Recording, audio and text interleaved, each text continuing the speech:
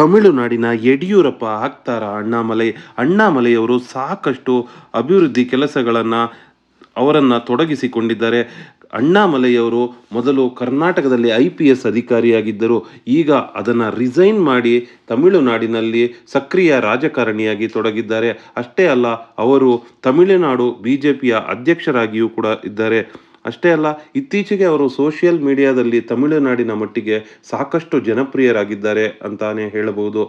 ತಮಿಳುನಾಡಿನ ರಾಜಕೀಯದಲ್ಲಿ ಅಣ್ಣಾಮಲೈಯವರು ಸಾಕಷ್ಟು ಪ್ರಗತಿಯತ್ತ ಸಾಗುತ್ತಿದ್ದಾರೆ.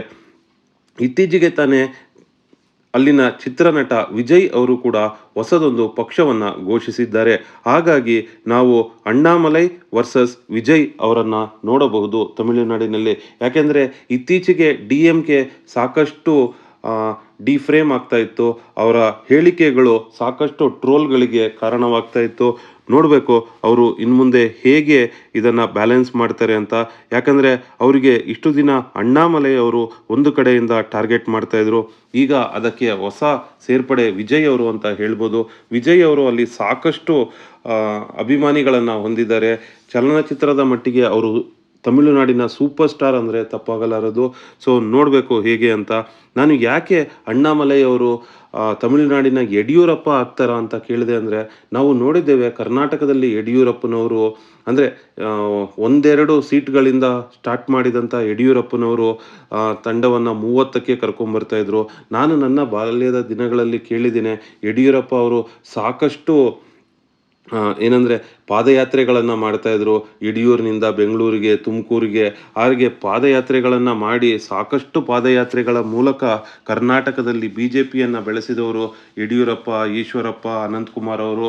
ಸೊ ಹಾಗೆ ಇವರೆಲ್ಲರ ಕೊಡುಗೆ BJP ಬೆಳೆಯೋದಕ್ಕೆ ಸಾಕಷ್ಟು ಕಾರಣ ಆಗಿತ್ತು. ಸೊ ಅವರೆಲ್ಲರ ಶ್ರಮ ಇತ್ತು. ಹಾಗೆ ಯಡಿಯೂರಪ್ಪನವರು ಅಂದರೆ BJP ಅಂದರೆ ಈಗ ನಾವು ಅವರನ್ನು ಒಬ್ಬ CM ಆಗಿ ಒಂದು ಒಳ್ಳೆಯ ರಾಜಕಾರಣಿಯಾಗಿ ಹೆಸರುವಾಸಿಯಾಗಿ ನೋಡಿದ್ದೇವೆ. ಆದರೆ ಈ ಹಿಂದೆ ಅವರಿಗೆ ಏನೂ ಇರಲಿಲ್ಲ. ಸೊ ಅವರು ಅಂಥ ಸಂದರ್ಭದಲ್ಲಿ BJPಯ ಜೊತೆನಲ್ಲಿದ್ದರು. BJPಯ ಜೊತೆನಲ್ಲಿ ಇದ್ದು BJPಯ ಪಕ್ಷವನ್ನು ಕಟ್ಟಿ ಬೆಳೆಸುವಲ್ಲಿ ಅವರ ಪಾತ್ರ ಪ್ರಮುಖವಾಗಿದೆ. ಅದೇ ರೀತಿಯ ಒಂದು ಸ್ಥಾನವನ್ನು ಅಣ್ಣಾಮಲೈ ಅವರು ತಮಿಳುನಾಡಿನಲ್ಲಿ ನಿಭಾಯಿಸ್ತಾ ಇದ್ದಾರೆ. ಈಗ ಅಲ್ಲಿ BJP ಪ್ರಬಲವಾಗಿಲ್ಲ. ತುಂಬ ಅಂದರೆ ಅಟ್ಲೀಸ್ಟ್ ಒಂದೆರಡು ಸ್ಥಾನಗಳನ್ನು ಗೆಲ್ಲುವಲ್ಲಿ ಕೂಡ ಕಳೆದ ಚುನಾವಣೆಯಲ್ಲಿ BJP ಶಕ್ತವಾಗಿರಲಿಲ್ಲ.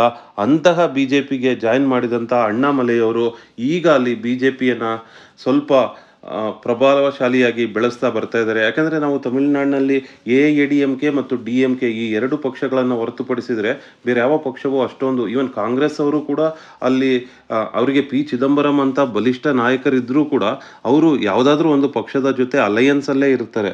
DMK ಅಥವಾ AIADMK ಅವರ ಜೊತೆಯಲ್ಲಿ ಸೇರಿ ಅಲ್ಲಿ ಸ್ಪರ್ಧಿಸ್ತಾರೆ. ಬಿಟ್ಟರೆ ಕಾಂಗ್ರೆಸ್ ಕೂಡ ತನ್ನ ಸ್ವಂತ ಅಸ್ತಿತ್ವವನ್ನು ಇನ್ನು ತಮಿಳುನಾಡಿನಲ್ಲಿ ಕಂಡುಕೊಂಡಿಲ್ಲ ಅಂದರೆ ತಪ್ಪಾಗಲಾರದು.